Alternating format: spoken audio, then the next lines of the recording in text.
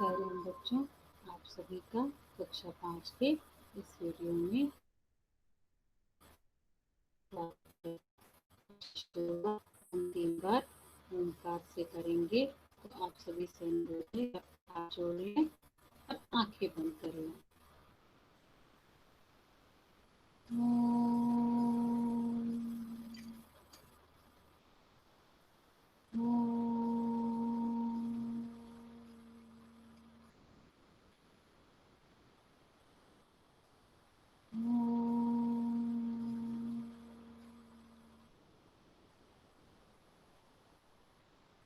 साई राम। बच्चों, जैसा कि आपको पता है हम कौन सा पाठ पढ़ रहे हैं। हम वे दिन भी क्या दिन थे पाठ को पढ़ रहे हैं। ठीक है, अब इस वीडियो में हम किस पर चर्चा करेंगे। हम इस वीडियो में डायरी लेखन और बचे हुए प्रश्न उत्तरों पर चर्चा करेंगे। तो बच्चों, सबसे पहले डायरी लेखन क्या है, इसके क्या नियम है, इसके बारे में हम टाटा क्लासेस से पढ़ेंगे। तो बच्चों, सबसे पहले मैं अपना स्क्रीन शेयर कर रही हूँ।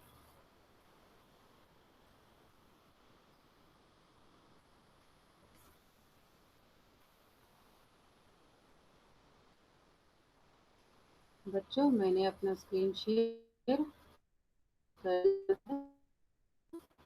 के सामने स्क्रीन आ गया है। अब हम टाटा क्लासेस से देखते हैं। अब ध्यान से सुनिएगा बच्चों। डायरी लेखन। इस मीडिया में हम डायरी लेखन के बारे में पढ़ेंगे। आप सभी ने डायरी देखी होगी। डायरी में हम अपने निजी अनुभवों को लिखते हैं। बच्चों, डायरी में हम क्या करते हैं? डायरी में हम अपने निजी अनुभवों को लिखते हैं। ठीक है, डायरी में हम क्या करते हैं? अपने निजी अनुभव, जो हमारे खुद के अनुभव हैं, उनको लिखते हैं।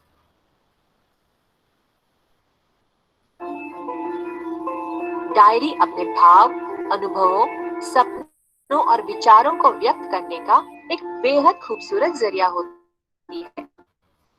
डायरी क्या है बच्चों? डायरी में हम क्या लिखते हैं? अपने भाव, अपने अनुभव, अपने सपनों और विचारों को व्यक्त करने का एक बेहद खूबसूरत जरिया होती है। डायरी क्या होती है? अपने भाव, अनुभवों, सपनों और विचारों को व्यक्त करने का एक बेहद खूबसूरत जरिया होती है।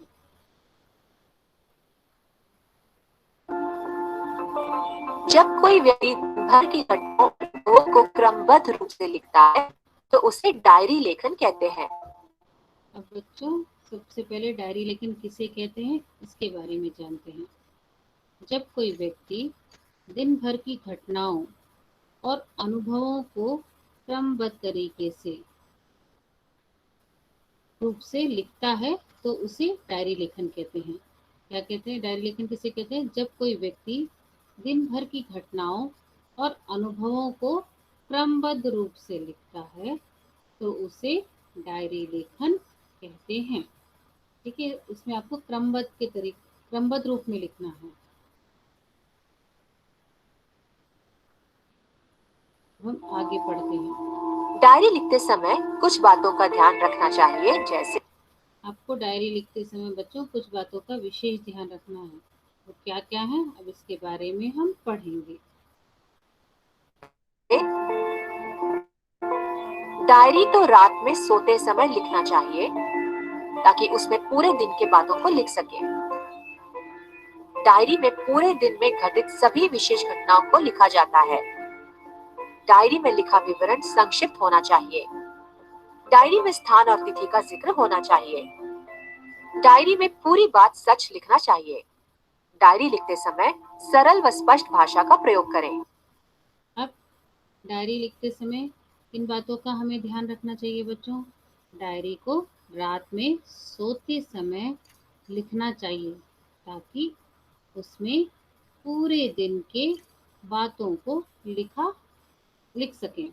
ठीक है, पूरे दिन के बातों को लिख सकें। दूसरा क्या है? डायरी में पूरे दिन में घटित सभी विशेष घटनाओं को लिखा जाता है। डायरी में लिखा विवरण संक्षिप्त होना चाहिए। डायरी में स्थान और तिथि तिथि मतलब डेट का जिक्र होना चाहिए। डायरी में पूरी बात सच लिखना चाहिए। हम अगर डायरी लिख रहे हैं तो हम डायरी में है सच्चाई लिखेंगे। डायरी लिखते समय सरल और स्पष्ट भाषा का प्रयोग करें। बात आपको विशेष ध्यान रखना है जब आप डायरी लिख रहे हैं।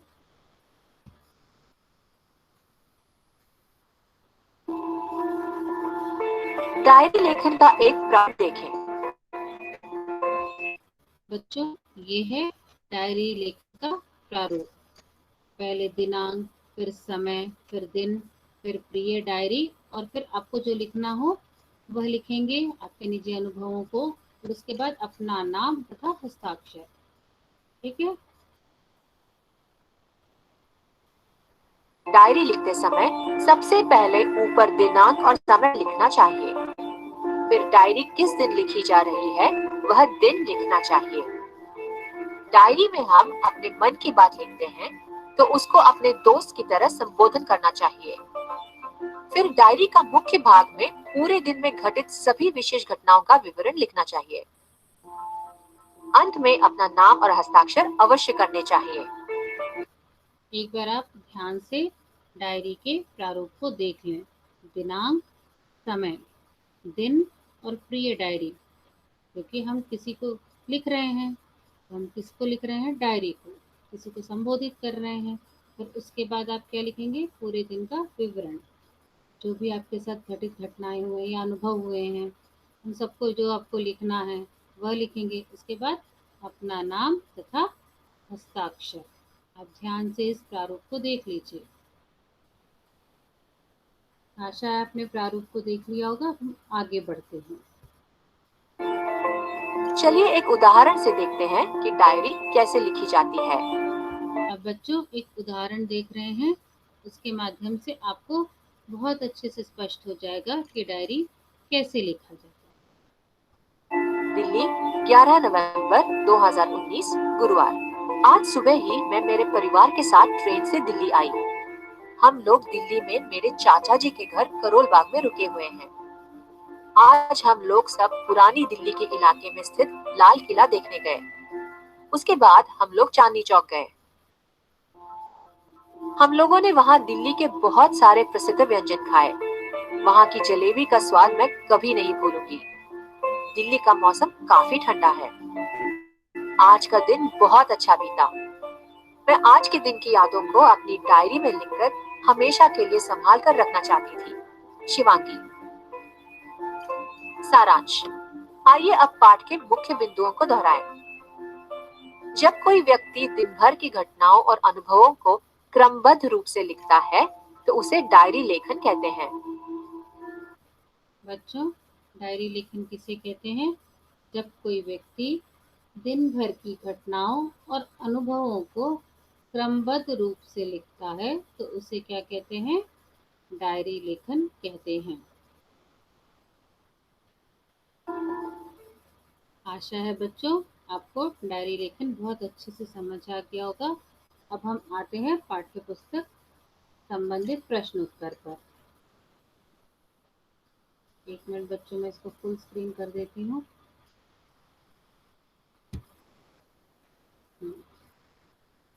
डायरी लिखना एक निजी काम या शौक है। तुम अपनी डायरी किसी और को पढ़ने को देते हो या नहीं, यह तुम्हारी अपनी मर्जी है। कई व्यक्तियों ने अपनी डायरियां छपवाई भी हैं ताकि अन्य लोग उन्हें पढ़ सकें। ऐसी ही कोई डायरी खोजकर पढ़ो और उसका कोई अंश कक्षा में सुनाओ। अब बच्चों, हम कक्षा में तो है नहीं, तो हमें क्या करना है? हमारा काम है कि हम एक कोई भी डायरी खोजेंगे जो किसी और व्यक्ति ने अपने बारे में लिखी है और उसको छपवाई है। तो उसको ढूंढेंगे और उसको पढ़ेंगे। सिर्फ इतना करना है, ठीक है। अब दूसरा प्रश्न, आपको दूसरा प्रश्न क्या है? आपका दूसरा प्रश्न ये है कि अपनी डायरी बनाओ। आपको अपनी डायरी बनानी है और उसमें खुद से जुड़ी महत्वपूर्ण बातें लिखो। आपको डायरी बनानी है और उसमें अपने से, आपसे जुड़ी जो महत्वपूर्ण बातें हैं उसको आपको लिखनी है, ठीक है। आपको पता है, आपने उसका डायरी का प्रारूप देखा ही होगा, कैसा है। उसके प्रारूप आपके दिमाग में बहुत अच्छे से बैठ गया होगा। अब आप उस प्रारूप को देख करके आप डायरी लिखना शुरू करेंगे। आप अपने खुद से जुड़ी महत्वपूर्ण बातें लिखेंगे। आशा है बच्चों ये दोनों कार्य आप करके रखेंगे। अब तीसरे प्रश्न पर आते हैं। तीसरा प्रश्न है बच्चों, डायरी में तुम अपने स्कूल के बारे में क्या लिखना चाहोगे? आप बताइए, आपके स्कूल के बारे में क्या लिखना चाहेंगे? आपकी दैनिक गतिविधियों के बारे में, अध्यापक या अध्यापिकाओं के बारे में, फिर स्कूल में हो रही खेल कूद की कोई गतिविधि हो, या फिर क्या बोलते हैं, ये प्रधानाध्यापक के बारे में, अनुशासन के बारे में, अपने सहपाठियों के बारे में, अपने फ्रेंड्स के बारे में, ठीक है। ये सारा आप लिख सकते हैं। आप अपने हिसाब से भी कुछ चीज़ जोड़ सकते हैं। डायरी में हम अपने स्कूल के अध्यापक, अध्यापिकाओं, प्रधानाचार्य, अनुशासन, दैनिक गतिविधियों और वहाँ बने सहपाठियों के बारे में लिखना चाहेंगे। और आप इसके अलावा भी कुछ लिखना चाहते हैं तो लिख सकते हैं, ठीक है बच्चों। क्या करना है आपको, इसके अलावा भी आपको कुछ लिखना है, कुछ और आपके अनुभव है स्कूल के बारे में, वह लिखना चाहते हैं तो वह भी लिख सकते हैं। आशा है बच्चों आपको डायरी लेखन बहुत अच्छे से समझ आ गया होगा। अब हम आगे बढ़ते हैं।